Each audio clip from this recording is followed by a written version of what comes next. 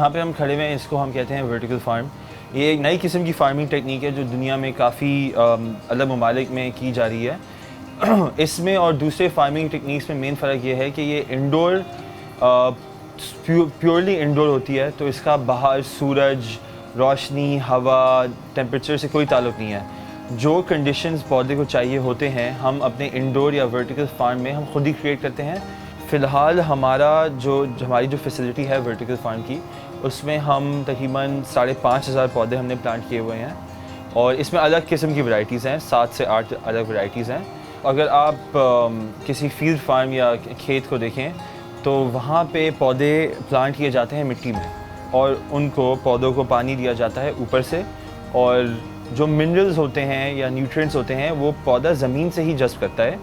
लेकिन indoor farm या green houses में हम हाइड्रोपोनिक्स का जो मेथड होता है उसका इस्तेमाल करते हैं, और मेन फ़र्क ये होता है कि जो न्यूट्रिएंट्स होते हैं जो खेतों में पौधों को ज़मीन से मिलते हैं वो हाइड्रोपोनिक्स में पौधे को पानी के ज़रिए मिलते हैं। तो हाइड्रोपोनिक्स में और वर्टिकल फार्मिंग में ना तो मिट्टी का इस्तेमाल होता है, कई अलग मीडियम का इस्तेमाल होता है लेकिन उसमें मिट्टी शामिल नहीं होती, लेकिन न्यूट्रिएंट्स उसको मेनली पानी के ज़रिए मिलते हैं। जो हम वर्टिकल फार्म में सब्ज़ियाँ उगाते हैं जैसे केल हो गया, स्विस चार्ट, पाक चोय और ऐसे कई और पौधे हैं जो हम उगाते हैं वर्टिकल फार्म में और जो खेतों में भी उगते हैं।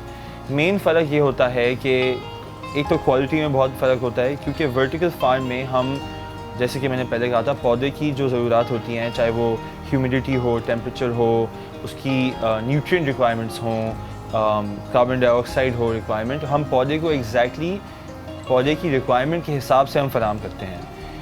खेतों में हमेशा ये पॉसिबल होता नहीं है। अगर आप इंटीरियर सिंध में प्लांटेशन कर रहे हैं तो साल में 6-7 महीने, 8 महीने टेम्परेचर काफ़ी हद तक बढ़ जाता है, जिसकी वजह से पौधे की जो कंडीशन होती है वो पौधे की कंडीशन और ग्रोथ इतनी ख़ास होती नहीं है। तो अगर मैं कॉस्ट को लेते हुए चलूँ, वर्टिकल फार्म की कॉस्ट ज़ाहिर है ज़्यादा होगी, क्योंकि आप पूरे कंडीशंस, पूरे एनवायरनमेंट को कंट्रोल कर रहे हो। उसमें टेम्परेचर हो गया, ह्यूमिडिटी हो गई, एयर फ्लो हो गया। अब ज़ाहिर है आप जो खेत होता है, फील्ड फार्मिंग होती है, उसमें आप ये सब चीज़ें कंट्रोल नहीं करें, तो आपकी कॉस्ट उस लिहाज से फील्ड फार्मिंग में कम होती है।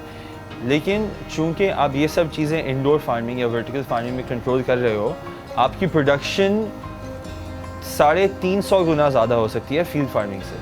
तो चूँकि आपकी प्रोडक्शन ज़्यादा है, आपकी रेवेन्यू भी ज़्यादा हो सकती है। फील्ड फार्मिंग का एक बहुत बड़ा नुकसान ये होता है कि चूँकि कीड़ा लगने का बहुत ख़तरा होता है, जब आपके पास एंड कंज्यूमर में प्रोडक्ट पहुंचता है वो काफ़ी हद तक माल ज़ाया कर देता है, फेंक देता है, क्योंकि कीड़ा लग गया, छेद है, क्वालिटी डाउन हो गई। हमारे जो प्रोडक्ट्स हैं वो फ़िलहाल सुपरमार्केट्स में हम बेच रहे हैं, या हम रेस्टोरेंट्स को डायरेक्टली सप्लाई कर रहे हैं, हॉस्पिटल्स में भी सप्लाई कर रहे हैं, या तो कस्टमर्स हमें डायरेक्टली ऑनलाइन भी अप्रोच करके परचेज़ कर सकते हैं।